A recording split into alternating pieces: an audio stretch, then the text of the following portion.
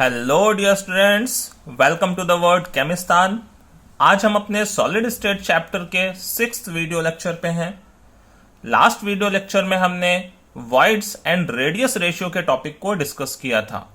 Last video lecture में हमने एक एफसीसी यूनिट सेल में face centred cubical unit cell में आपको टेट्राहेड्रल एंड ऑक्टाहेड्रल वॉइड्स की पोजीशंस को मैंने बताया था एंड साथ में टेट्राहेड्रल वॉइड के लिए रेडियस रेशियो कैलकुलेट किया था हमने और ऑक्टाहेड्रल वॉइड्स के लिए रेडियस रेशियो को कैलकुलेट किया था।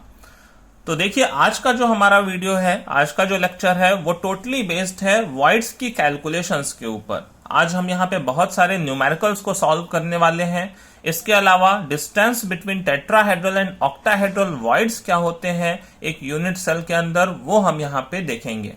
तो चलिए हम फटाफट एक यूनिट सेल को यहाँ पे ड्रॉ कर लेते हैं, एक face centred cubical unit cell, और उसके अंदर हम टेट्राहेड्रल एंड ऑक्टाहेड्रल वॉइड्स की पोजीशंस को डिस्कस करते हैं, उनके बीच के डिस्टेंस को डिस्कस करते हैं। ठीक है, तो मैं सबसे पहले आपके लिए एक यहाँ पे face centred cubical unit cell बना देता हूं, जिसके अंदर हमें वॉइड्स की लोकेशन बतानी है और साथ में उनके बीच की डिस्टेंस क्या होगी, नियरेस्ट पॉसिबल डिस्टेंस।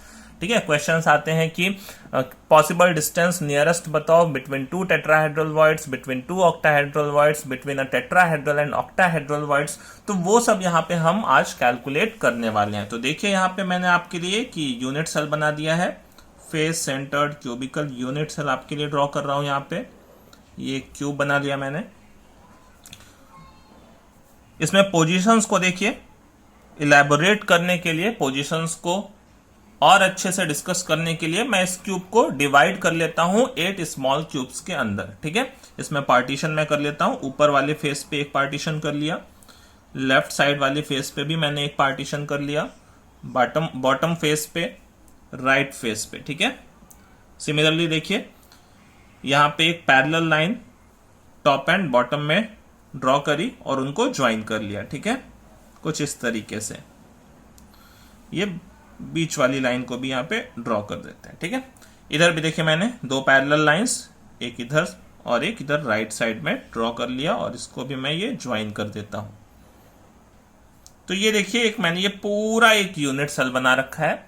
अब अगर आपको लास्ट वीडियो लेक्चर याद हो तो उसमें मैंने इस यूनिट सेल के अंदर टेट्राहेड्रल एंड ऑक्टाहेड्रल वॉइड्स की पोजीशन को आपको दिखाया था। ठीक है, चलिए उसको एक बार वापस से देख लेते हैं कि सपोज करिए एक एफसीसी है। अच्छा, एफसीसी में एटम्स कहां पे प्रेजेंट होते हैं? एक तो कॉर्नर्स पे प्रेजेंट होते हैं और दूसरे फेस के सेंटर पे प्रेजेंट होते हैं। ठीक है, तो सपोज करिए यहां पे हमारे पास एक कॉर्नर पे एटम यहां ये प्रेजेंट था, एक ये दूसरा एटम, ये 4 कॉर्नर्स ऊपर प्रेजेंट है, उन पे एटम्स प्रेजेंट थे, 4 कॉर्नर्स नीचे हैं, उन पे भी एटम्स प्रेजेंट थे, और ऐसे ही सारे फेस के सेंटर पे भी क्या है, एटम्स प्रेजेंट है। ठीक है, ये टॉप फेस के सेंटर पे लेफ्ट फेस का सेंटर है, राइट फेस का सेंटर है, बॉटम फेस का सेंटर है, फ्रंट फेस का सेंटर है और ये बैक फेस का सेंटर है। क्लियर? ये देखिए, मैंने एक आपके लिए face centred cubical unit cell बना रखा है। ये क्या है? एक आपके लिए एफसीसी है। ठीक है, अब इसके अंदर देखिए ऑक्टाहेड्रल वॉइड्स की पोजीशंस हमने क्या क्या बताई थी। ऑक्टाहेड्रल वॉइड्स आपको अगर याद हो तो हमने बोला था कि जितने भी एज के सेंटर्स हैं, ठीक है, कितने एजेस होते हैं? 12 एजेस होते हैं ना। 1 2 3 4 ये टॉप पे दिख रहे हैं, 1 2 3 4 ये बॉटम पे एजेस दिख रहे हैं, और ये देखिए सीधे सीधे वाले ये एजेस। ठीक है, 4 एजेस ये हो गए, तो टोटल कितने? 12 एजेस। और इन 12 एजेस का जो सेंटर होता है वो क्या होता है? ऑक्टाहेड्रल वॉइड का भी सेंटर होता है। ठीक है, एज का सेंटर, और साथ में जो बॉडी का सेंटर होता है वो भी ऑक्टाहेड्रल वॉइड होता है, वो भी हमने डिस्कस किया था। तो चलिए मैं कुछ रेड बॉल्स यहाँ पे बना देता हूँ। ठीक है, ये वाली रेड, ठीक है, छोटे बॉल्स बना देता हूँ क्योंकि वॉइड्स में ज्यादातर कैटायन प्लेस होता है। एनायन सराउंडिंग बनाते हैं और कैटायंस कहाँ बैठते हैं? वॉइड्स में बैठते हैं। तो ये देखिए, इस एज के सेंटर पे ये एक वॉइड था जिसमें कोई कैटायन बैठ सकता है। ऐसे ही ये वाली एज के सेंटर पे भी यहाँ एक क्या प्रेजेंट होगा? Octahedral void. ये भी एज का सेंटर ऑक्टाहेड्रल वॉइड होगा, ये एज का सेंटर भी ऑक्टाहेड्रल वॉइड होगा। बात समझ पा रहे हैं? ये चारों ऑक्टाहेड्रल वॉइड्स हैं। ऐसे ही नीचे भी देखिए, ये एज के सेंटर पे ये ओवी ऑक्टाहेड्रल वॉइड, यहाँ पे भी सिमिलरली, यहाँ पे भी, और एक यहाँ पे भी। 4 ये हो गए एज के सेंटर, यहाँ पे भी ऑक्टाहेड्रल वॉइड। अब देखिए, ये वाले एजेस के सेंटर पे यहाँ पे ऑक्टाहेड्रल वॉइड होगा, सिमिलरली यहाँ पे भी ऑक्टाहेड्रल वॉइड होगा। यहाँ पे भी ऑक्टाहेड्रल वाइड है, ये भी एक एज का सेंटर है, ये भी देखिए इस एज का सेंटर है। तो ये हो गए 12 एज के सेंटर जहां पे ये ऑक्टाहेड्रल वाइड्स प्रेजेंट थे। साथ में एक और कहां पे होता है, मेन बॉडी के सेंटर पे। अब ये ऑक्टाहेड्रल वाइड कैसे दिखते हैं ये मैंने आपको लास्ट लेक्चर में दिखा रखा है, ठीक है। तो अगर आपने प्रीवियस लेक्चर अटेंड नहीं किया हुआ है तो पहले एक बार वो देख लीजिए, तो वो क्लियर हो जाएगा कि ये किस तरीके से ऑक्टाहेड्रल वाइड यहाँ पे डेवलप होता है। वो मैंने प्रीवियस लेक्चर में आपको वहां पे ज्यादा अच्छे तरीके से दिखाया है। यहाँ पे हम केवल डिस्टेंस कैलकुलेट करने वाले हैं, ठीक है। अब ये देखिए ऑक्टाहेड्रल वाइड्स, ये जितने भी मैंने ये रेड कलर के बना रखे हैं, ठीक है, ये रेड कलर वाले क्या थे, ये जो भी रेड कलर के बना रखे हैं ये ऑक्टाहेड्रल वाइड्स को बता रहे हैं, ठीक है, ओवीज को बता रहे हैं। ये कहां कहां पे है, 12 एज के सेंटर्स पे है और एक मेन बॉडी के सेंटर पे है, ठीक है। एट 12 एज सेंटर्स, ठीक है, और प्लस 1 बॉडी सेंटर, ठीक है। ये यहां पे ऑक्टाहेड्रल वाइड्स प्रेजेंट है। अच्छा, इनका कंट्रीब्यूशन अगर हम देखें तो ये 12 जो एज पे प्रेजेंट है ये तो केवल 1/4 का कंट्रीब्यूशन करते हैं, क्योंकि एज पे प्रेजेंट है तो एज पे कितना कंट्रीब्यूशन आएगा अंदर, 1/4।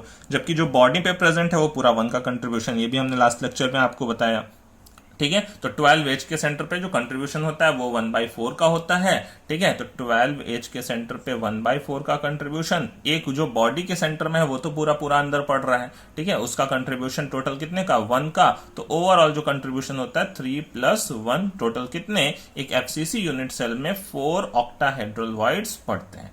Number of atom per unit cell FCC में 4 होते हैं और ऑक्टाहेड्रल वाइड भी 4 होते हैं। तो हमने कहा था अगर number of atom per unit cell n होंगे तो ऑक्टाहेड्रल वाइड भी n होंगे। अब देखिए दूसरी हम बात करें किसकी, टेट्राहेड्रल वाइड्स की, वो कहां कहां पे प्रेजेंट थे, ठीक है।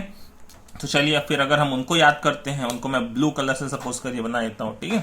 तो ब्लू कलर में देखिए, एक तो ये जो आगे आपको छोटा क्यूब दिख रहा है, इस छोटे क्यूब का सेंटर भी क्या था, ये टेट्राहेड्रल वाइड था, ठीक है। अब छोटा ये ब्लू कलर में बना रहा हूं, यहाँ एक टेट्राहेड्रल वाइड प्रेजेंट था, ठीक है। ऐसे इसके पीछे वाले क्यूब में चले जाएं तो यहाँ पे भी एक टेट्राहेड्रल वाइड प्रेजेंट था, आगे पीछे, फ्रंट और बैक, है ना। ये सपोज करिए 2 क्यूब आपको आगे पीछे दिख रहा है, तो ये फ्रंट क्यूब में, ठीक है, ये एक टेट्राहेड्रल वाइड प्रेजेंट था, इसके बैक क्यूब में भी यहाँ पे एक टेट्राहेड्रल वाइड प्रेजेंट था। ये 2 ऐसे टेट्राहेड्रल वाइड आगे पीछे, फिर ऐसे ही इस क्यूब में भी, है ना, आगे पीछे करके 2 टेट्राहेड्रल वाइड प्रेजेंट थे। इनकी भी पोजीशंस हमने बताई थी लास्ट लेक्चर में, ठीक है। तो एक आगे प्रेजेंट होगा फ्रंट पे और एक प्रेजेंट होगा ये बैक पे। ऐसे ही यहाँ नीचे वाले में भी फ्रंट और बैक मिला के 2 टेट्राहेड्रल वाइड यहाँ पे भी होंगे, और इसके अलावा इस वाले में भी फ्रंट और बैक पे 2 टेट्राहेड्रल वाइड यहाँ पे प्रेजेंट होंगे। क्लियर, ये 2 4 6 8 है ना, टोटल 8 ऑक्टाहेड्रल वाइड्स ये कहाँ थे, ये इस यूनिट सेल के पूरे पूरे अंदर पड़ रहे थे। तो ये जो ब्लू वाले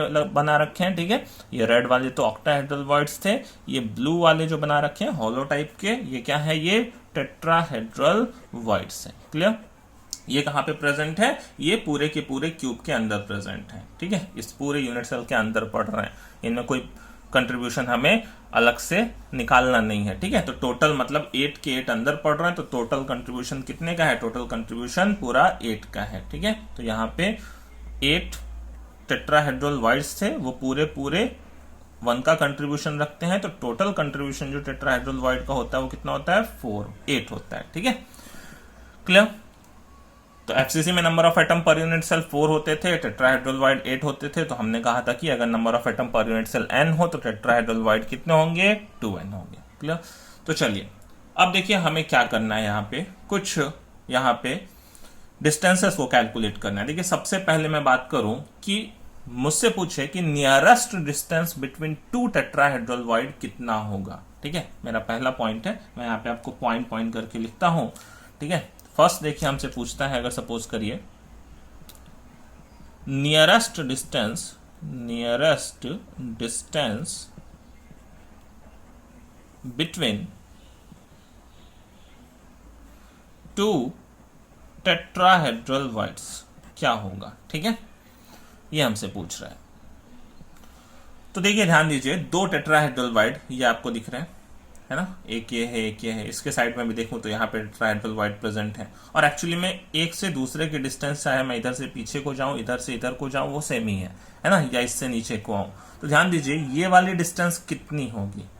अब देखिए दो क्यूब है, अगर मैं मानूं कि इस यूनिट सेल का टोटल एज लेंथ कितना था, ए था, ठीक है। सपोज करिए ये यूनिट सेल, क्योंकि ये पूरा यूनिट सेल हम इसको मान रहे हैं, ठीक है, ये पूरे यूनिट सेल का एज लेंथ कितना था, ए था, ठीक है। इस यूनिट सेल की एज लेंथ ए हम कंसीडर कर रहे हैं, क्लियर। अब ये ध्यान दें, तो ये दो छोटे क्यूब में डिवाइड कर दिया, तो मतलब ये वाली लेंथ कितनी हो जाएगी, a/2, और ये भी हो जाएगी a/2, ठीक है। और ये जो यहाँ पे स्फीयर प्रेजेंट है, ये टेट्राहेड्रल वाइड प्रेजेंट है, इस छोटे वाले क्यूब के जस्ट इन बिटवीन है ना, और ये पीछे वाले क्यूब के जस्ट इन बिटवीन है। तो मतलब क्या है, देखिए सपोज करिए मैं यहाँ पे एक नीचे ऐसा लाइन ड्रॉ कर दूं, ठीक है, तो ये छोटे वाले क्यूब का जस्ट ये इन बिटवीन वाला पॉइंट होगा, इसके बीच का पॉइंट होगा, ठीक है। ऐसे ही इससे मैं अगर ये लाइन नीचे ड्रॉ कर दूं, तो ये कहाँ का पॉइंट होगा, इस क्यूब के जस्ट मिड पॉइंट को यहाँ पे सिग्निफाई करेगा, ठीक है। चलिए यहाँ देखिए, अब ये वाली डिस्टेंस कितनी होगी, क्या ये a/2 होगी, बिल्कुल होगी, है ना, क्योंकि ये देखिए ये a/2 का आधा a/4, और वो भी a/2 का आधा a/4 मिलकर ये वाली जो डिस्टेंस होगी वो कितनी हो जाएगी, ये a/2 हो जाएगी। बात को समझ रहे हैं, ठीक है, क्योंकि वो उस a/2 का आधा पार्ट है और ये इस a/2 का भी आधा पार्ट है, तो a/4 मिलकर यहाँ पे कितना हो जाएगा, a/2 हो जाएगा। बात क्लियर है। तो यहां से ध्यान दीजिए, अगर पूछे कि नियरेस्ट डिस्टेंस या shortest distance between two tetrahedral void क्या होता है, तो हमारा आंसर क्या होगा, हमारा आंसर होगा a/2। आई होप आपको समझ में आ गया होगा, ठीक है। चलिए दूसरे पे चलते हैं। हमसे पूछे nearest distance between two octahedral wides, ठीक है। नेक्स्ट क्वेश्चन है क्या, हमें बताना है nearest distance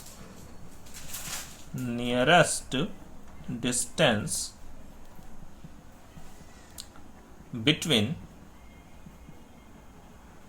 to octahedral wides, ये क्या होगा। तो एक बार खुद सोचे, ठीक है, वीडियो को पॉज करके कि क्या होगा यहाँ पे nearest distance between two octahedral wides. ध्यान दीजिए, ये भी एक ऑक्टाहेड्रल वाइड है और यहाँ पे भी एक ऑक्टाहेड्रल वाइड है, ठीक है। ये वाले डिस्टेंस अपने को कैलकुलेट करने हैं, सेम डिस्टेंस इधर भी है, सेम डिस्टेंस ये भी है, सब इक्विवेलेंट पोजीशंस है ना। ये से ये ऑक्टाहेड्रल से ये ले लो तो ये भी डिस्टेंस वही आएगी जो कि ये आएगी, जो कि ये आएगी, सेम सारे डिस्टेंस एक ही है, ये वाले डिस्टेंस वही है, सेम है। तो ये सारे इक्विवेलेंट पोजीशंस है, वही नियरेस्ट डिस्टेंस है। तो अब ये वाली डिस्टेंस कितनी होगी, ध्यान दीजिए, ये वाली डिस्टेंस, ठीक है, हमें कैलकुलेट करना है क्या, इस डिस्टेंस को, ठीक है, यहाँ पे ये।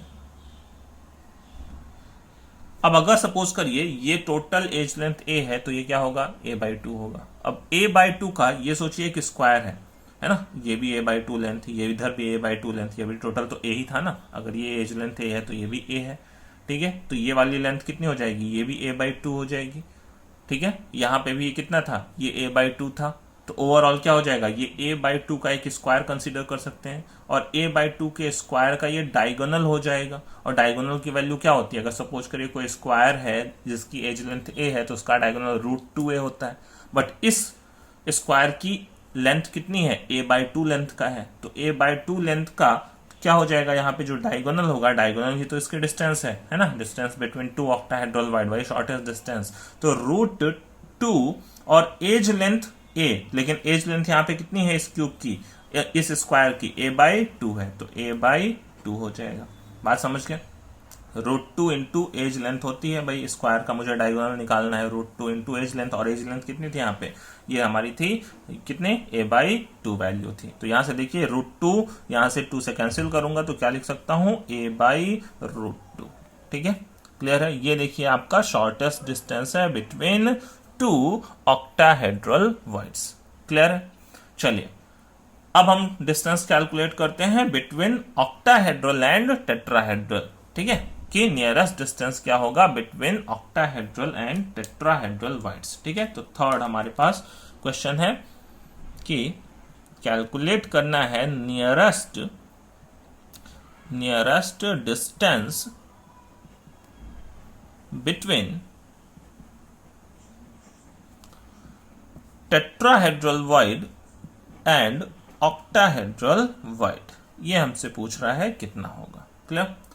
अब ध्यान दीजिए यहाँ पे टेट्राहेड्रल और ऑक्टाहेड्रल वॉइड के बीच की डिस्टेंस वो भी नियरेस्ट वाली कैलकुलेट करनी है। ठीक है, चलिए हम देखते हैं। ये हमारे पास है एक टेट्राहेड्रल वॉइड और ये देखिए है ऑक्टाहेड्रल वॉइड। ध्यान दे रहे हैं, ये टेट्राहेड्रल वॉइड है, ये एक ऑक्टाहेड्रल वॉइड है। ये वाली डिस्टेंस है ना, ये वाली डिस्टेंस कितनी होगी, ये नियरेस्ट डिस्टेंस है। ठीक है, ये सब इक्विवेलेंट ही है। यहाँ पे ले लो, इस पे ले लो, इस पे ले लो, इस पे ले लो, ये सारे डिस्टेंस क्या है, इक्विवेलेंट है। ठीक है, तो अब देखिए ये वाली जो डिस्टेंस है ये क्या होगी, कितनी होगी। ठीक है, तो ध्यान दीजिए ये जो देखिए डायगोनल जा रहा है ना, ये डायगोनल, इस पे कौन पड़ेगा, ये टेट्राहेड्रल वॉइड पड़ेगा, फिर ये ऑक्टाहेड्रल वॉइड पड़ेगा, फिर ये टेट्राहेड्रल वॉइड पड़ेगा। ठीक है, ऐसा होगा। या तो फिर ये वाला डायगोनल देख लीजिए आप, ये वाला डायगोनल देख लीजिए। क्लियर है। तो मैं चलिए एक वो डायगोनल आपको पूरा यहाँ पे दिखा देता हूँ कि ये जो देखिए क्यूब का ये डायगोनल जा रहा है, ये देखिए क्यूब का ये डायगोनल जा रहा है बैक से होता हुआ ये फ्रंट की तरफ। ठीक है, क्लियर, ये फ्रंट की तरफ, ये एक्चुअली में ये आके यहाँ पे मीट करेगा इस वाले कॉर्नर पे, है ना, वो बैक कॉर्नर से ये फ्रंट कॉर्नर तक जाएगा एक। ठीक है, ये थोड़ा सा ये वाले पे नहीं है, ये तो बैक का है। ठीक है, तो ये वाला यहाँ से एक्चुअली में आ रहा था, ये इस तरीके से। ठीक है, क्लियर है। ये एक डायगोनल ध्यान दीजिए ये जा रहा है। ठीक है, ये बैक वाला डायगोनल नहीं है, ये बैक वाला डायगोनल। क्लियर है, बराबर। तो ये ध्यान दीजिए एक डायगोनल ये पूरा जा रहा है वो बैक कॉर्नर से लेके ये फ्रंट कॉर्नर तक। ठीक है, तो इस डायगोनल पे देखिए क्या होगा, ये जस्ट हाफ है, ये पूरे डायगोनल का ये वाला हाफ पार्ट है। उस हाफ पार्ट के भी बीच में क्या है, ये टेट्राहेड्रल वॉइड प्रेजेंट है। ठीक है, क्लियर है। तो अगर मैं देखूं इस पूरे बॉडी डायगोनल की वैल्यू कितनी होगी, अगर एज लेंथ ए है तो बॉडी डायगोनल क्यूब का कितना हो जाएगा, √3a, और √3a का भी ये वाला पार्ट कितना हो जाएगा, √3a/2, और उसका भी आधा पार्ट कितना हो जाएगा, √3a/4। तो यहां पे देखिए जो इस टेट्राहेड्रल वॉइड इस ऑक्टाहेड्रल वॉइड, ठीक है, के बीच की डिस्टेंस होती है वो कितनी होती है, वो होती है √3a/4। ठीक है, और एक चीज आपको यहीं पे मैं और क्लियर कर दूं, देखिए एक बॉडी डायगोनल पे क्या क्या पड़ते हैं, 2 टेट्राहेड्रल वॉइड पड़ते हैं। ठीक है, और एक ऑक्टाहेड्रल वॉइड पड़ता है। ठीक है, चलिए मैं इसको देखिए आपको नाम भी देता हूं, ये फ्रंट का, फ्रंट बैक लिख देता हूं आपके लिए। ठीक है, ये सपोज करिए फ्रंट का टेट्राहेड्रल है, ये बैक का टेट्राहेड्रल है। ठीक है, ऐसे यहाँ पे देखिए ये फ्रंट का टेट्राहेड्रल, ये बैक का टेट्राहेड्रल, यहाँ पे भी ये फ्रंट का है, ये बैक का है, यहाँ पे भी ये फ्रंट का है और ये वाला बैक का टेट्राहेड्रल है। इस तरीके से आप समझ जाएंगे। अब ध्यान दीजिए अगर एक डायगोनल पे मैं बोलूं तो अगर ये पीछे बैक वाला पड़ रहा है तो इधर क्या पड़ेगा, फ्रंट वाला। अब जैसे ये डायगोनल बनाता तो इस पे फ्रंट वाला टेट्राहेड्रल पड़ता और कौन सा पड़ता, ये बैक वाला, ये ऐसा जाता। ठीक है, ये डायगोनल पे। क्लियर। तो बट पहले मैं आपको डिस्टेंस लिख दूं, डिस्टेंस तो हमने क्लियर ही कर दिया कि पूरी वैल्यू होती है √3a, है ना, उसका ये वाला पोजीशन पार्ट कितना होता है, √3a/4, ये होता है √3a/2, लेकिन हमें पता करना है ये वाला डिस्टेंस, ये कितना हो जाता, ये हो जाता है √3a/4। क्लियर है, आई होप आपको बात समझ में आ गई होगी। तो ये डिस्टेंसेस बहुत ही इंपॉर्टेंट है, सीधा सीधे क्वेश्चंस में हमसे पूछे जाते हैं। ठीक है, कि क्या डिस्टेंसेस होंगे। क्लियर। और एक पॉइंट मैं आपके लिए यहां पे वो लिख देना चाहता हूं कि हर एक बॉडी डायगोनल पे, ध्यान दीजिए, हर एक बॉडी डायगोनल पे 2 टेट्राहेड्रल वॉइड पड़ेगा और एक ऑक्टाहेड्रल वॉइड पड़ेगा, है ना। ये डायगोनल लूंगा तो देखिए ये वाला टेट्राहेड्रल, ये वाला टेट्राहेड्रल, ये ऑक्टाहेड्रल। क्लियर है। ये वाला बॉडी डायगोनल लूंगा, टोटल क्यूब में कितने बॉडी डायगोनल होते हैं, 4 बॉडी डायगोनल्स। ये वाला बॉडी डायगोनल लूंगा तो इसमें से भी एक फ्रंट का अगर टेट्राहेड्रल वॉइड पड़ेगा तो एक बैक का टेट्राहेड्रल वॉइड पड़ेगा। फिर ये वाला बॉडी डायगोनल लूंगा तो एक बैक का पड़ेगा, ये फ्रंट का पड़ेगा। ठीक है, ये टेट्राहेड्रल वॉइड्स वहां पे पड़ रहे होंगे। क्लियर है। तो मैं आपके लिए यहाँ पे वो 2 पॉइंट्स और भी लिख देता हूं। ठीक है, एक पॉइंट हमारे पास क्या है कि in a cube there are 4 body diagonals, 4 body diagonals. ठीक है, 4 बॉडी डायगोनल होते हैं। क्लियर। और उसमें क्या होता है, ऑन ईच बॉडी डायगोनल, ठीक है, ऑन ईच बॉडी डायगोनल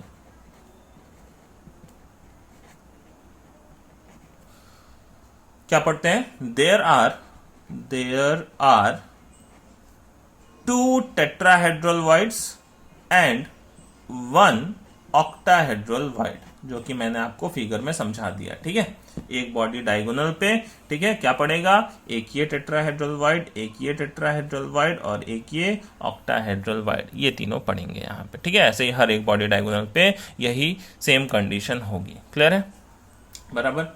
और एक चीज ध्यान रखिएगा, उधर से बैक वाला पड़ेगा तो ये फ्रंट वाला पड़ेगा, ये बैक वाला नहीं पड़ेगा उस बॉडी डायगोनल पे। ठीक है, ऐसे ये डायगोनल रखूंगा तो ये अगर फ्रंट पड़ेगा तो इधर का, तब फिर ये क्या पड़ेगा, बैक वाला पड़ेगा। क्लियर है, आई होप आपको ये समझ में आ गया होगा। तो चलिए अब हम फटाफट चलते हैं कैलकुलेशंस पे। ठीक है, कुछ मैं आपको न्यूमेरिकल्स करके दिखाता हूं, कुछ छोटे छोटे एग्जाम्पल्स जिनसे आपको ये वॉइड का कॉन्सेप्ट और ज्यादा क्लियर होगा। तो चलिए बढ़ते हैं हम पहले एग्जाम्पल की तरफ। ठीक है, आप वीडियो को थोड़ी देर पॉज करके क्वेश्चन को पहले खुद भी ट्राई कर सकते हैं, देन आफ्टर मैं करता ही हूं। ठीक है, चलिए पहला क्वेश्चन पढ़ते हैं। पहले क्वेश्चन में क्या बोलता है, ठीक है, पहले सिंपल से स्टार्ट किया हुआ है मैंने, बिल्कुल बेसिक सा क्वेश्चन है। बहुत सारे इस तरह के क्वेश्चंस आपको मिलेंगे वर्कशीट्स वगैरह में देखने को। ठीक है, कहता है a compound is formed by 2 elements P and Q. एक कंपाउंड है जो कि 2 एलिमेंट पी और क्यू से मिलकर बना हुआ है। अब उसमें देखिए पोजीशंस बताई हुई हैं पी और क्यू की क्या क्या है। Atoms of Q N anion, Q क्या है, एक एनायन है। हमने कहा एनायन जनरली क्या होते हैं, बड़े होते हैं साइज में और वो सराउंडिंग बनाते हैं। Make HCP lattice hexagonal close packing, मैंने आपको शुरू के लेक्चर्स में दिखाया हेक्सागोनल क्लोज पैक कैसा होता है। वैसे यहाँ पे उसकी जरूरत नहीं है हमें, यहाँ पे हम क्वेश्चन को ऐसे ही सॉल्व कर सकते हैं। Make HCP lattice and those of the element P H cation, और पी क्या है, कैटायन है, वो कहां पे है, occupy all tetrahedral wides, what is the formula of the compound. तो यहां पे देखिए हम क्वेश्चंस को कैसे अप्रोच करेंगे, सिंपल सा, हमारे पास एटम क्यू किस में प्रेजेंट है, कौन से अरेंजमेंट में प्रेजेंट है, HCP लैटिस में प्रेजेंट है। अब हमें ये भी पता होने की यहाँ जरूरत नहीं है कि HCP में number of atom per unit cell कितने होते हैं, ऐसे तो हमने बता रखा है HCP में number of atom per unit cell कितने होते हैं, 6 होते हैं। ठीक है, बट वो भी यहाँ पे पता होने की जरूरत नहीं है, हम n मान के क्वेश्चन को सॉल्व कर सकते हैं। जैसे सपोज कर लीजिए मैंने Q के number of atom HCP arrangement में मान लिए n है। ठीक है, Q के कितने एटम्स प्रेजेंट है, n प्रेजेंट है। अब देखिए Q मैंने कंसीडर कर लिया क्योंकि एनायन है, वो सराउंडिंग बनाएगा। P कहां पे प्रेजेंट है, P कैटायन है और वो ऑक्यूपाई करता है ऑल टेट्राहेड्रल वाइड्स। तो अगर आपने लास्ट वीडियो लेक्चर देखा हो या अभी अभी मैंने शुरू में भी बताया इस लेक्चर में कि अगर मेरे पास number of atom per unit cell n होते हैं तो टेट्राहेड्रल वाइड कितने होते हैं, 2n होते हैं, है ना। तो मतलब P कहां पे प्रेजेंट है, P ऑक्यूपाई कर रहा है टेट्राहेड्रल वाइड में, और टेट्राहेड्रल वाइड कितने होंगे, अगर number of atom per unit cell n है तो टेट्राहेड्रल वाइड कितने रहे होंगे, 2n रहे होंगे। तो मतलब यहां से आपको नंबर क्लियर हो गया कि Q के एटम्स अगर n है तो P के एटम्स कितने होंगे, 2n होंगे। अब देखिए सिंपल सा हमें रेशियो लेना है क्योंकि फॉर्मूला किससे बनेगा, स्टोइकियोमेट्रिक रेशियो से। तो फॉर्मूला में अगर मैं देखो तो P/Q का जो रेशियो आएगा, ऐसे आपको हर क्वेश्चन में करना है। ऐसा कोई भी फॉर्मूला ऑफ द कंपाउंड का क्वेश्चन हो तो उसमें जितने भी एलिमेंट दिए हों उनके नंबर्स का रेशियो ले लेंगे, वही क्या आ जाएगा, फॉर्मूला आ जाएगा, स्टोइकियोमेट्रिक रेशियो आ जाएगा। तो P/Q का कितना हो जाएगा, 2n इज टू n तो कैंसिल ही हो जाएगा, है ना, वो तो रेशियो है। तो जो रेशियो आ जाएगा सिंपल वो कितना हो जाएगा, 2:1 का रेशियो हो जाएगा। तो अब यहां से देखिए मैं फॉर्मूला लिख सकता हूं P2Q1, है ना। फॉर्मूला ऑफ द कंपाउंड क्या हो जाएगा, यहां से P2Q1, 1 लिखे ना लिखे चलता है ना। तो ये देखिए इस तरीके से फॉर्मूला हम इजिली कैलकुलेट कर सकते हैं। तो ऐसे आपको हर क्वेश्चन में ये रेशियो फाइंड आउट करना होगा। ठीक है, चलिए हम चलते हैं नेक्स्ट एग्जांपल पे, सेकंड एग्जांपल पे। ठीक है, सेकंड एग्जांपल, फिर से आप वीडियो को पॉज करिए, खुद से ट्राई करिए। ठीक है, देखिए सेकंड एग्जांपल में क्या बोलता है, हमसे बोल रहा है कि atoms of element B form HCP lattice. ठीक है, फिर से बी एटम जो है वो HCP लैटिस का फॉर्मेशन कर रहा है and those of element A occupied 2/3 of tetrahedral wide. देखिए फिर से मैंने, वैसा ही क्वेश्चन सेम है बट थोड़ा सा बस यही 2/3 कर लिया यहाँ पे, है ना। तो फिर से मैंने कंसीडर किया, देखिए फटाफट, बी के नंबर ऑफ एटम्स मैंने कितने कंसीडर कर लिए, n कंसीडर कर लिए। तो ए देखिए किसमें है, ए टेट्राहेड्रल वाइड में है।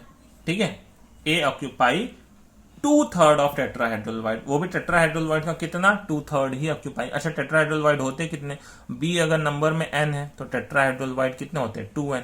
2n होते हैं, बट 2n पूरा ऑक्यूपाई नहीं कर रहा है ए, उसका क्या कर रहा है, उसका 2/3 पार्ट ही ऑक्यूपाई कर रहा है। तो ये हो गया देखिए 2/3 ऑफ टेट्राहेड्रल वाइड।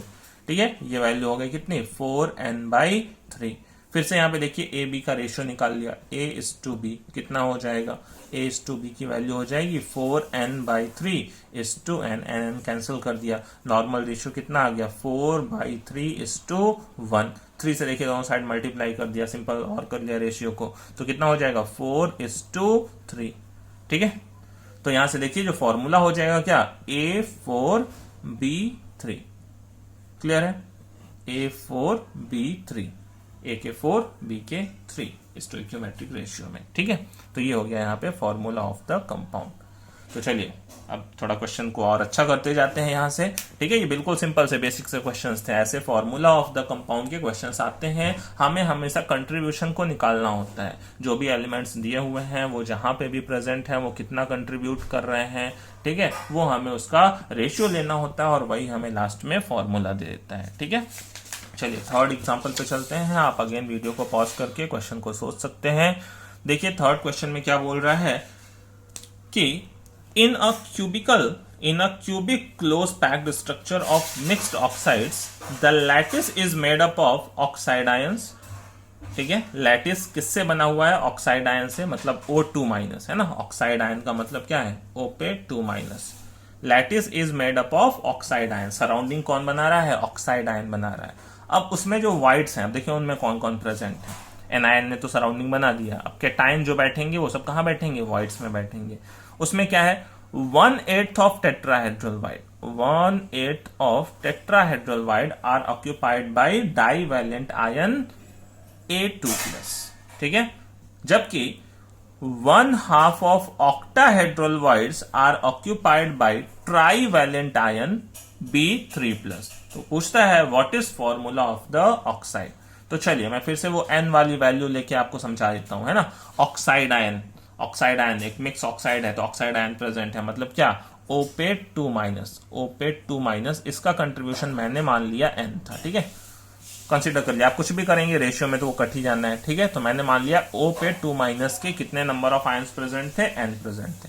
अब देखिए टेट्राहेड्रल वाइड फिर कितना होगा 2n, बट जो A2+ है वो सारे टेट्राहेड्रल वाइड में नहीं है, 1/8 ऑफ टेट्राहेड्रल वाइड में है, तो मतलब A पे 2+ का जो कंट्रीब्यूशन है 1/8 है ऑफ टोटल टेट्राहेड्रल वाइड। अच्छा, नंबर ऑफ एटम n है तो टेट्राहेड्रल वाइड पे 2n ही होने थे। क्लियर है, तो यहां से देखिए क्या लिख सकता हूं, n/4 लिख सकता हूं। सिमिलरली देखिए B पे 3+ आयन जो प्रेजेंट है, B3+ आयन प्रेजेंट है, वो कहां प्रेजेंट है, 1/2 of octahedral wide, 1/2 of octa. अच्छा, ऑक्टा कितने थे, अगर n नंबर ऑफ एटम थे तो ऑक्टा भी n ही होते हैं, ऑक्टाहेड्रल वाइड। तो यहां से देखिए कितना आ जाता है, n/2 आ जाता है। तो जो रेशियो आ जाता है देखिए किसका, A B और O का। ठीक है, A पे 2+ आयन का इस टू B पे 3+ आयन का इस टू O पे 2- आयन का, ये जो रेशियो आता है ये रेशियो कितना आ जाएगा, A का n/4 है।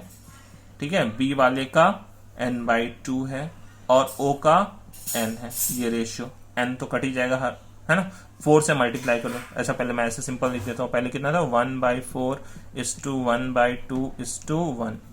अब 4 से मल्टीप्लाई कर लीजिए, है ना, 4 से मल्टीप्लाई कर लेंगे तो क्या हो जाएगा, ये 1:2 यानी कि 4, तो 2 हो जाएगा 2:4। मतलब देखिए फॉर्मूला क्या आ जाएगा, A1B2O4, या मैं लिखूं तो A, ठीक है, AB2O4, ये आपका फॉर्मूला ऑफ द कंपाउंड हो जाएगा। क्लियर है। अब देखिए चार्ज को भी यहाँ पे चेक कर सकते हैं, क्योंकि भाई अब आयंस प्रेजेंट है तो टोटल नेट चार्ज क्या होना चाहिए, 0 के इक्वल होना चाहिए। 4 ऑक्सीजन पे कितना आएगा, 8- आ जाएगा, 2- है एक ऑक्सीजन पे, है ना, तो 8-। और यहाँ देखिए प्लस, देखिए 8+ हो रहा है कि नहीं हो रहा है, B3+ है तो 2B पे 6+ हो गया, एक A पे 2+ है 2+, तो 6+ और 2+ 8+ हो गया, 8+ और इधर क्या है 8- है, तो मतलब ये फॉर्मूला सही है। बात समझ गए, क्लियर। चलिए नेक्स्ट एग्जांपल पे चलते हैं, एग्जांपल नंबर 4 पे। ठीक है, तो वापस से आप वीडियो को पॉज कर सकते हैं और खुद ट्राई कर सकते हैं। चलिए मैं करता हूं।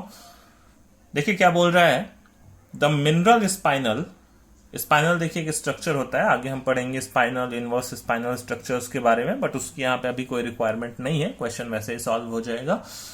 देखिए क्या बोल रहा है क्वेश्चन में, the mineral spinal has the molecular formula MgAl2O4। ठीक है, एक स्पाइनल स्ट्रक्चर है जिसका फॉर्मूला है MgAl2O4। उसमें क्या है, oxide ions are present in CCP arrangement. जो ऑक्साइड आयंस है O2 माइनस आयंस है वो किसमें प्रेजेंट है, सीसीपी अरेंजमेंट में प्रेजेंट है। सीसीपी का मतलब क्या होता है, एफसीसी। सीसीपी बोले या एफसीसी बोले, वो क्या होता है, एक ही चीज होती है। ठीक है, तो जो ऑक्साइड आयंस है वो कहां पे प्रेजेंट है, सीसीपी या एफसीसी अरेंजमेंट में प्रेजेंट है। जबकि जो मैग्नीशियम आयंस है वो कहां पे प्रेजेंट है, टेट्राहेड्रल वाइड में प्रेजेंट है।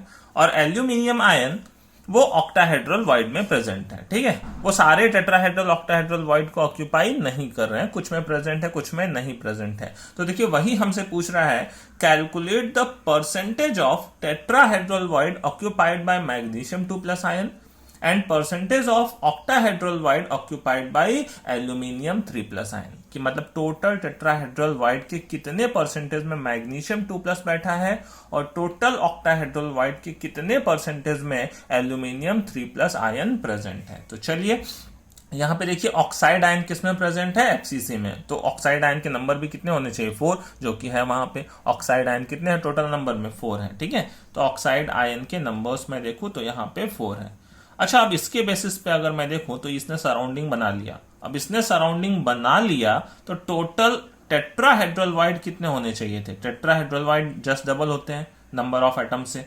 ठीक है, तो नंबर अगर 4 है तो टेट्राहेड्रल वाइड कितने होते, 8 होते, इतने होने चाहिए थे। अब उसमें से कितने Mg प्रेजेंट है किसमें, वो हमें देखना है। ठीक है, तो टेट्राहेड्रल वाइड होने कितने चाहिए थे, 8 होने चाहिए थे। पहले मैं वो लिख रहा हूं जितने होने चाहिए थे। फिर देखिए ऑक्टाहेड्रल वाइड की बात करूं तो वो नंबर ऑफ एटम के इक्वल ही होता है। तो ऑक्टाहेड्रल वाइड नंबर में कितने होने चाहिए थे, 4 होने चाहिए थे। ठीक है, ये बात समझ रहे हैं।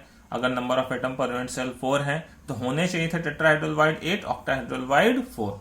अब देखिए मैग्नीशियम कितने प्रेजेंट है, अब देखिए 4 ऑक्सीजन प्रेजेंट है, तो मैग्नीशियम कितना, मैग्नीशियम नंबर में 1 ही प्रेजेंट है यहाँ पे। ठीक है, तो अब अगर मैग्नीशियम नंबर में 1 ही प्रेजेंट है जबकि टेट्राहेड्रल वाइड 8 थे। ठीक है, ऊपर लिखा हुआ था कि मैग्नीशियम किसमें प्रेजेंट है, टेट्राहेड्रल वाइड में प्रेजेंट है, जबकि एल्यूमिनियम ऑक्टाहेड्रल वाइड में प्रेजेंट है। ठीक है, तो अगर टेट्राहेड्रल वाइड 8 है जबकि मैग्नीशियम प्रेजेंट है 1, तो मैग्नीशियम ने कितना टेट्राहेड्रल वाइड ऑक्यूपाई कर रखा है, 8 में से केवल 1 को ही ऑक्यूपाई कर रखा है कि नहीं है। ठीक है, तो यहां पे देखिए टेट्राहेड्रल वाइड ऑक्यूपाइड अगर मुझे निकालना है, percentage of tetrahedral wide occupied कि कितना ऑक्यूपाई हुआ है। ठीक है, तो कितना ऑक्यूपाई हुआ है, वो हुआ है 1। ठीक है, एक ही मैग्नीशियम रखा हुआ है, टोटल थे 8, तो परसेंटेज निकल गया 1/8 इंटू 100, मतलब टोटल 8 टेट्राहेड्रल वाइड में केवल एक टेट्राहेड्रल वाइड को ऑक्यूपाई किया गया है, जो कि परसेंटेज में मैं बोलूं तो 100/8 12.5% ऑक्यूपाई हुआ है। सिमिलरली देखिए अगर मैं निकालूं कि कितना परसेंट ऑक्टाहेड्रल वाइड का ऑक्यूपाइड है। ठीक है, कितना परसेंट ऑक्टाहेड्रल वाइड का ऑक्यूपाइड है। अब ऑक्टाहेड्रल वाइड में कौन बैठा था, एल्यूमिनियम। अच्छा, एल्यूमिनियम के नंबर देखें तो यहाँ कितने थे, 2 थे, तो 2 ऑक्यूपाई किया। टोटल थे कितने ऑक्टाहेड्रल वाइड, 4 थे, तो 2/4 इंटू 100, उसका परसेंटेज देखिए आ गया, कितना आ जाएगा, 2 100 से डिवाइड, 100 में डिवाइड करेंगे 50%। बात समझ में आ गई। ठीक है, ये हमने निकाल दिया कि कितने percentage tetrahedral and octahedral wide के ऑक्यूपाइड थे बाय द फॉर्मूला। क्लियर। तो चलिए नेक्स्ट एग्जांपल पे चलते हैं हम। इसमें बस यही पूछा हुआ था हमसे दोनों क्वेश्चंस में। ठीक है, नेक्स्ट चलते हैं 5th एग्जांपल पे। वापस से वीडियो पॉज करिए, खुद ट्राई करिए। ठीक है, थोड़ा सा बड़ा क्वेश्चन दिख रहा है बट बिल्कुल ईजी सा है, कुछ करना नहीं है, केवल लैंग्वेज फॉर्म में लिखा हुआ है क्वेश्चन, इसलिए ये बड़ा दिख रहा है। ठीक है, सिंबॉलिक फॉर्म में लिखते तो बिल्कुल छोटा सा क्वेश्चन है। तो ध्यान दीजिए क्या कह रहा है इसमें, in a face centred lattice of X and Y. एक फेस सेंटर्ड लैटिस है एक्स एंड वाई का। एक्स एटम कहां पे प्रेजेंट है, एट द कॉर्नर पे। वाई एटम्स कहां पे प्रेजेंट है, एट द फेस सेंटर्स पे। ठीक है, तो चलिए मैं देखिए यहीं पे कंट्रीब्यूशन लिख देता हूं आपका। ठीक है, इसमें ही क्वेश्चन सॉल्व कर देता हूं। तो एक्स एटम्स कहां पे प्रेजेंट है, एक्स प्रेजेंट है किस पे, कॉर्नर पे। अच्छा, कॉर्नर पे टोटल कंट्रीब्यूशन कितना होता है, ठीक है, 8 कॉर्नर्स होते हैं, उनका 1/8 का कंट्रीब्यूशन होता है, तो 8 कॉर्नर्स होते हैं, 1/8 का कंट्रीब्यूशन होता है हर कॉर्नर पे, तो टोटल एक्स के कितने एटम्स हो गए, 1 एटम पर यूनिट सेल। जबकि वाई कहां पे प्रेजेंट है, वाई प्रेजेंट है फेस सेंटर पे, फेस सेंटर, ठीक है। अच्छा, फेस सेंटर कितने होते हैं, 6 होते हैं, हर एक फेस सेंटर पे कितना कंट्रीब्यूशन होता है, 1/2 का, तो वाई के टोटल एटम्स कितने हो गए, 3 हो गए, ठीक है। तो यहां से देखिए पहला क्वेश्चन हमारा निकल गया, what is the formula of the compound. तो हमने क्या बोला, फॉर्मूला ऑफ द कंपाउंड के लिए क्या करना होता है, दोनों का रेशियो लेना होता है, ठीक है। तो अगर मैं बोलूं फॉर्मूला ऑफ द कंपाउंड क्या होगा, तो वो होगा x:y का रेशियो, वो तो कितना था, 1:3 था, तो फॉर्मूला ऑफ द कंपाउंड क्या हो जाएगा, XY3, ठीक है। ये हमारा हो गया पहला क्वेश्चन, केवल ये पूछा हुआ था कि फॉर्मूला ऑफ द कंपाउंड क्या होगा, XY3 होगा। क्लियर। चलिए नेक्स्ट चलते हैं। अब देखिए क्वेश्चंस बहुत सारे कभी कभी इस तरीके से नीचे दिए गए तरीके में फ्रेम होते हैं। इसमें बोल रहा है, बी कंडीशन है क्वेश्चन की, what would be the formula of the compound, formula of the compound क्या हो जाएगा जब मैं क्या कर दूं, एक कंडीशन दी है, one of the x atom is missing from a corner, corner से मैं एक एक्स एटम को हटा दूं फ्रॉम ईच यूनिट सेल। तो ध्यान दीजिए, अगर मैं कहूं कि एक्स का कंट्रीब्यूशन कितना था, एक्स का कंट्रीब्यूशन था टोटल 1 का, ठीक है, एक्स का कंट्रीब्यूशन था टोटल 1 का।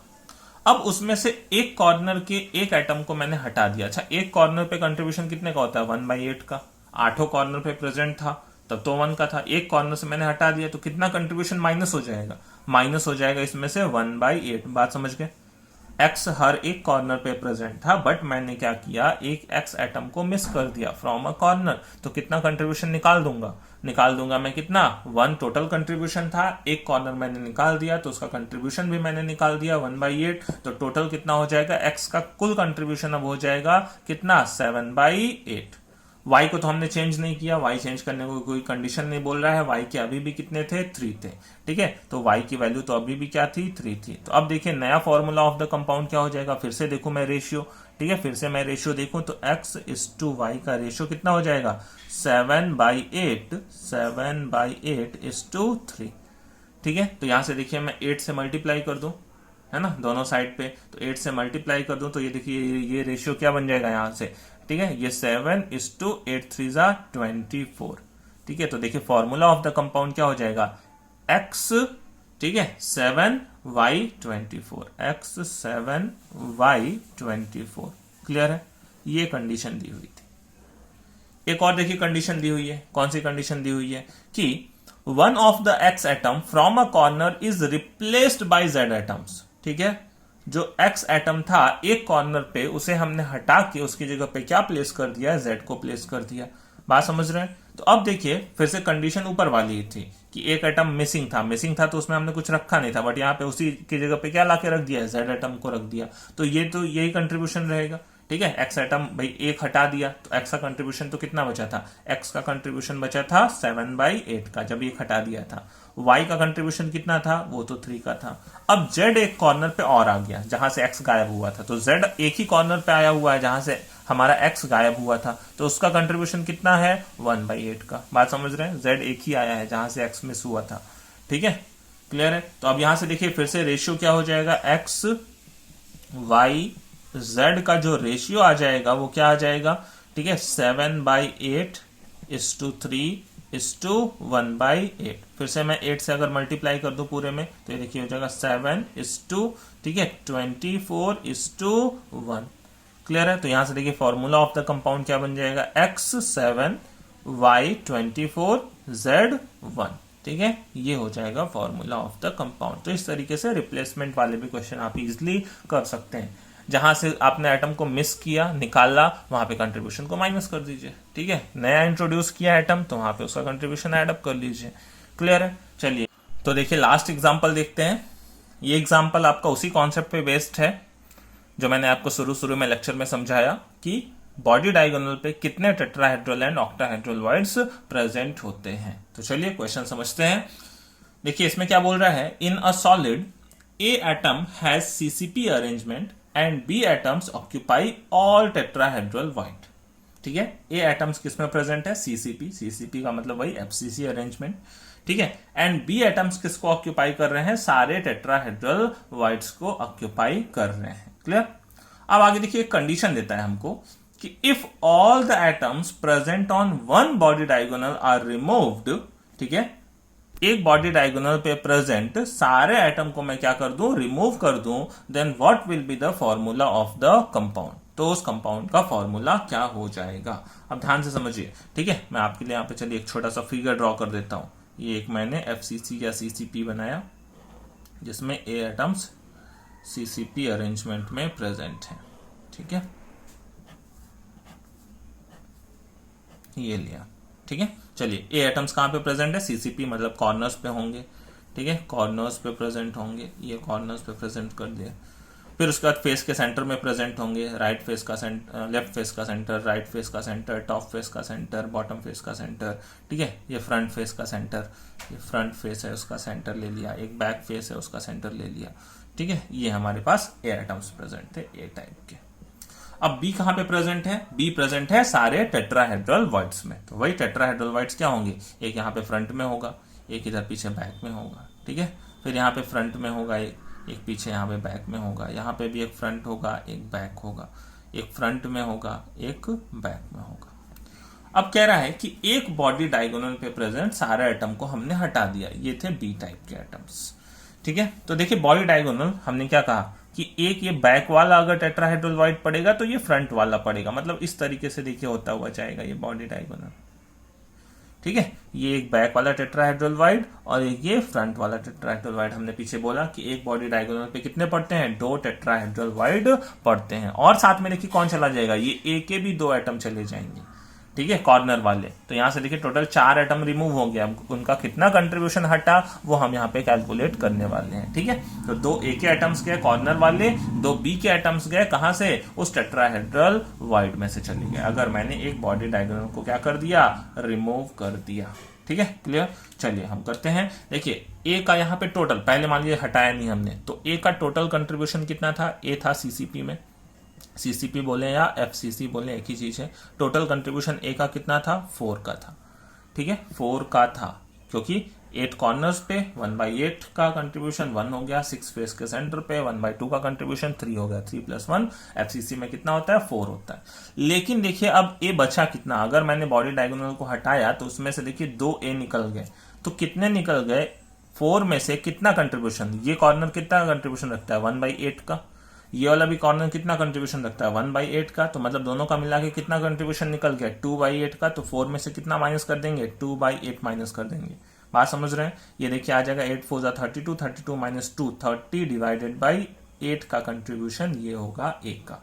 सिमिलरली देखिए बी किस में प्रेजेंट था, बी प्रेजेंट था टेट्राहेड्रल वॉइड्स में। टेट्राहेड्रल वॉइड्स थे कितने टोटल, 8 थे पहले, लेकिन उसमें से देखिए हमने इस 8 में से क्या कर दिया, 2 माइनस कर दिया, ये तो पूरे निकल गए, ये तो अंदर थे, ठीक है। तो यहां से देखिए जो बी का कंट्रीब्यूशन बचेगा वो कितना बचेगा, वो बचेगा 6 का। अब देखिए रेशियो निकाल लेते हैं A:B, अब तो समझ में आ गया होगा, क्या हो जाएगा 30/8:6। यहां देखिए 8 से मल्टीप्लाई कर दूं मैं दोनों साइड तो क्या हो जाएगा, रेशियो 30:48 का, ठीक है। और इसको सिंपल कर लें तो किससे डिवाइड कर दें, 6 से डिवाइड कर दें, 6 5 = 30, ठीक है, 6 8 जा कितना हो जाएगा 48, ये हो जाएगा, ठीक है। तो ओवरऑल देखिए क्या हो जाएगा, हमारे पास जो फॉर्मूला हो जाएगा A5B8, ठीक है। तो फॉर्मूला जो बनेगा यहां से वो बनेगा A5B8 टाइप का फॉर्मूला अब बन जाएगा नया। क्लियर है, आई होप आप बात को समझ गए होंगे। आज हमने बहुत सारे एग्जांपल्स किए वॉइड से रिलेटेड। तो ये लेक्चर हम यहीं पे फिनिश करते हैं, पढ़ते रहिए, टेक केयर।